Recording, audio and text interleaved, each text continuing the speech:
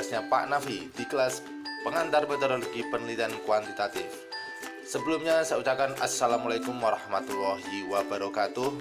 Mari kita simak video ini dengan membaca basmalah masing-masing. Semoga semuanya dapat menyerap apa inti dari materi kali ini. Manusia menjadi salah satu makhluk hidup yang sempurna karena memiliki perasaan, memiliki akal yang dapat digunakan atau dapat dimanfaatkan untuk individunya masing-masing. Manusia itu menjadi salah satu makhluk yang rasa keingintahuannya cukup tinggi, dan untuk mencari sesuatu informasi, entah itu kebenaran, entah itu kebohongan, dapat dilakukan melalui cara-cara ilmiah maupun cara-cara non-ilmiah. Untuk mencari suatu kebenaran, fenomena, atau apapun informasi itu dapat melakukan atau menggunakan metode penelitian. Nah, apa itu metode penelitian? Metode penelitian itu adalah cara ilmiah untuk mendapatkan data atau informasi dengan tujuan dan kegunaan tertentu. Dalam metode penelitian terdapat metode secara kualitatif, kuantitatif, ataupun menggabungkan keduanya atau mixed method. Landasan berpikir pendekatan kuantitatif adalah filsafat positivisme, bahwa tindakan-tindakan manusia itu terwujud dalam gejala sosial yang disebut fakta-fakta sosial. Fakta sosial tersebut harus dipelajari secara objektif, yaitu dengan memandangnya sebagai benda seperti benda dalam ilmu pengetahuan alam. Kalau dalam kuantitatif itu lebih banyak akan kita jumpai bentuk angka-angka. Dan metode penelitian kuantitatif ini disebut juga sebagai metode discovery, di mana dengan metode ini dapat ditemukan dan dikembangkan iptek baru.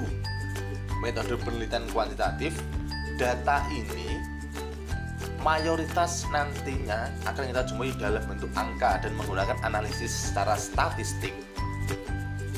Karakteristik penelitian ilmiah itu meliputi bertujuan. Dalam melakukan penelitian itu harus memiliki tujuan yang jelas. Kemudian yang kedua itu sistematik, harus memiliki sistem, langkah-langkah yang ditempuh harus secara urut. Kemudian terkendali, penelitian harus dapat menentukan fenomena yang akan diamati. Kemudian objektif, telaah yang dilakukan dan kesimpulan yang diambil tidak boleh didasari oleh subjektivitas pandangan peneliti. Oke, sebelum melanjutkan karakteristik penelitian ilmiah, kita santai dulu, kita slow dulu, kita main tebak-tebakan.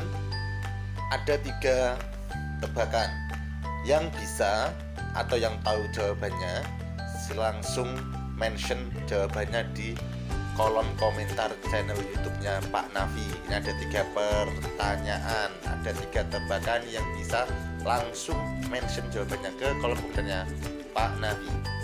Ikan yuk, ikan tudut yuk, lanjut. Dalam penelitian ilmiah itu harus bersifat logis, ada penentuan validasi yang harus dicapai. Kemudian empiris rasional harus dapat dirasakan oleh panca indera. Kemudian yang transmittable itu peneliti harus memecahkan masalah, bisa memberikan alternatif jawaban. Yang terakhir adalah tahan uji. Jika penelitian itu menghasilkan sebuah kesimpulan dan nanti akan diteliti lagi, harapannya peneliti selanjutnya itu dapat menghasilkan kesimpulan yang tujuannya sama seperti penelitian sebelumnya.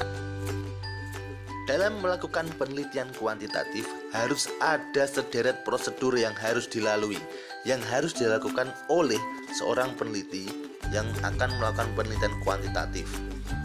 Di slide ini dapat dibaca apa saja prosedur yang harus dilalui, harus ditempuh oleh seorang peneliti. Kita akan bahas satu persatu. Yang pertama, dalam menentukan masalah itu harus memiliki nilai penelitian, dapat dilaksanakan, peneliti memiliki kualitas yang sesuai dan hasilnya dapat memberi manfaat. Dan dalam studi pendahuluan, untuk memastikan penelitian dapat dilakukan, kemudian gunakan langkah 5W1H. Merumuskan masalah, dirumuskan dalam bentuk pertanyaan secara jelas, dan merumuskan hipotesis, yakni memberikan jawaban sementara atas hasil penelitian yang akan dilakukan. Kemudian peneliti harus menentukan pendekatan, mau menggunakan metode survei, komparasional, eksperimen, ataupun sejarah. Kemudian peneliti menentukan variabel dan sumber datanya. Kemudian setelah itu peneliti dapat menyusun instrumen penelitiannya, dan nanti setelah itu dapat diuji validitas dan reliabilitasnya. Kemudian peneliti baru dapat mengumpulkan data-data yang diperlukan untuk menghasilkan penelitian yang bagus. Selanjutnya, peneliti dapat menganalisa data yang telah dikumpulkan sebelumnya, kemudian baru bisa menarik sebuah kesimpulan dari apa yang sedang diteliti oleh peneliti. Dan yang terakhir, peneliti membuat laporan dalam bentuk karya ilmiah dari hasil penelitiannya tersebut. Untuk prosedur penelitian secara kuantitatif, nanti kita akan bahas satu persatu di tiap pertemuan, namun kita akan pilih yang mana saja yang kita akan bahas secara komprehensif. Jika tadi sudah saya sebutkan prosedur penelitian kuantitatif, kalau digambarkan dalam bentuk gambar atau bagan, itu seperti gambar yang ada dalam video ini. Jadi ada rumusan masalah sampai pengambil kesimpulan dan memberikan saran. Jadi untuk video ini sampai di sini dulu. Jika ada pertanyaan, silakan langsung menulis di grup WhatsApp kita, dan nanti kita akan diskusikan bareng-bareng.